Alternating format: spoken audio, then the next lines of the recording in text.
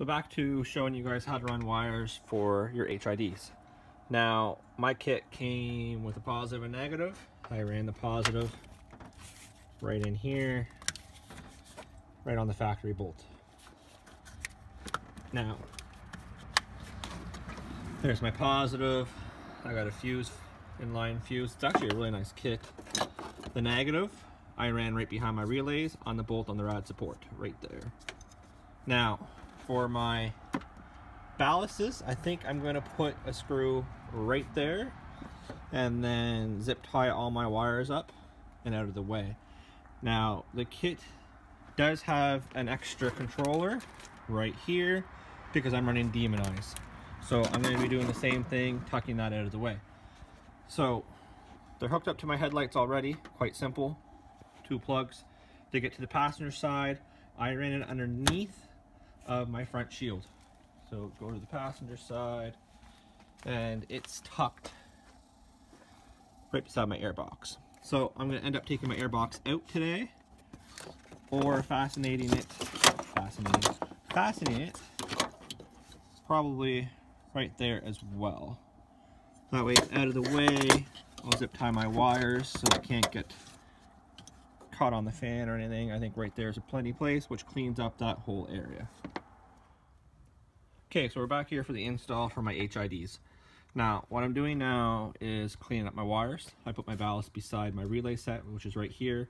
Both are self-tap screwed into the rad support.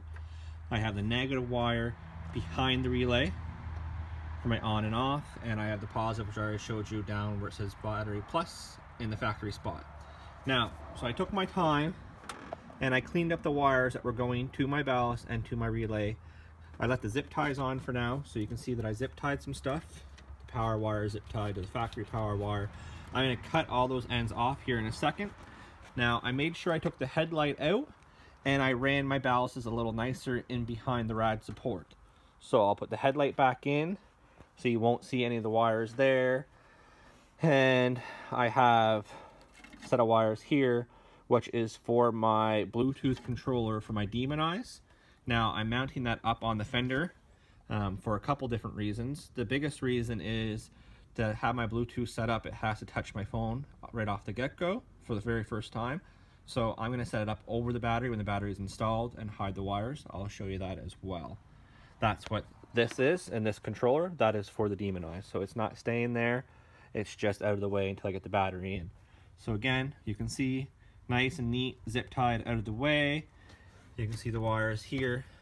They're the extra lengths that I zip tied as well. It's just more for the fact of this truck, as you can see, is dirty. It does go off-road. So I don't want nothing getting caught up, nothing burning out. So it's up as high as possible. And I will put some silicone lubricant around the electrical plugs to help keep any water out. So we're back to mounting the controller for the Demon Eyes. It comes with a nice carbon fiber overlay. Well, I guess it's not an overlay, it's actually real carbon fiber. So what I did was I put it on top of my battery through the fender. Now, I made sure the screws weren't long enough to go through into the battery, or it's not going to rub it on nothing. Now, I put that there due to the fact that your Bluetooth on your phone has to sync with it. And the easiest way for it to sync is for your phone to touch it. So now that I know it's in a spot that my phone can touch to activate it for the first time, that's where I'm going to leave it. Now, it comes with 4 wires. That's because there's 4 different channels. I'm not going to use the 4 channels, I'm using 2.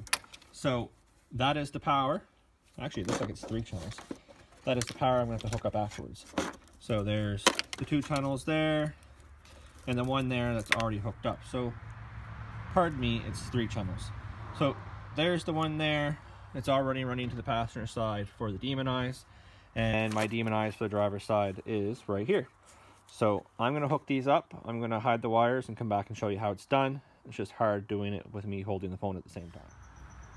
So I'm back. I got the controller, like I showed you before, there.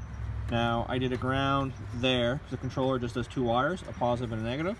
So for now, until I go get the proper tool, and before people say that I did this wrong, is I'm going to pick up an adafuse. This one is a big adafuse. I need a mini adafuse. So for now, I ran my power into my fuse panel, to the fuse number 10 there, which is off my ignition. So the box won't power up until I turn my ignition on. So this is just a quick fix until I go get an auto fuse. But once that is on, you won't see any of it. It's nice and tidy and out of the way. And that's why the wires are a little longer right now for the auto fuse, so I know where I'm going. Everything else is zip tied. You can see my relay, my ballast, it's all done.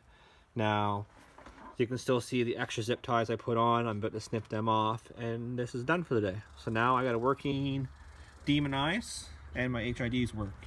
So tonight I'll show a video of the controller and the Demon Eyes working. Like always, any comments, questions, or concerns, don't be afraid to ask.